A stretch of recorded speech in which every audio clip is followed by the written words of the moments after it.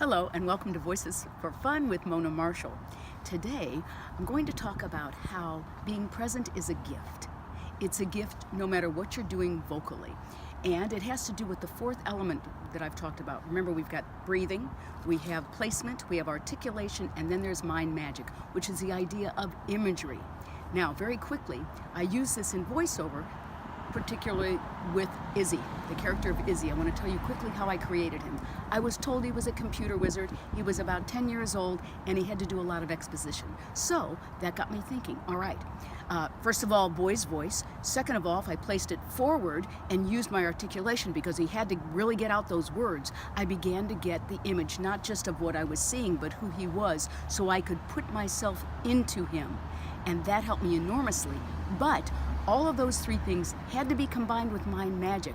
I had to think in terms of who the audience was and how I could use my voice to convey what that character needed to convey, both as a character and with the information necessary for the show. So I came up with this. You all know Izzy, and then when he aged 3 years and I aged somewhat more than that, then that voice placement got lower and I began to use him in this manner.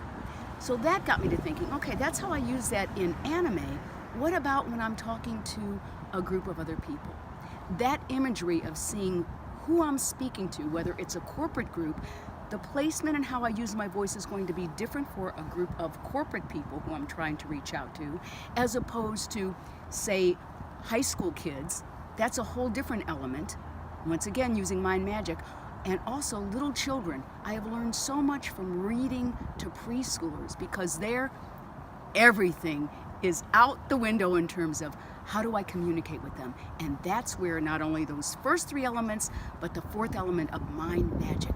I take those little kids and allow them to have the freedom to do what they need to do, and yet keeping it in a somewhat controlled situation. Because why? I'm present to see what they're bringing and what I can give them. Just some tips I hope you can use.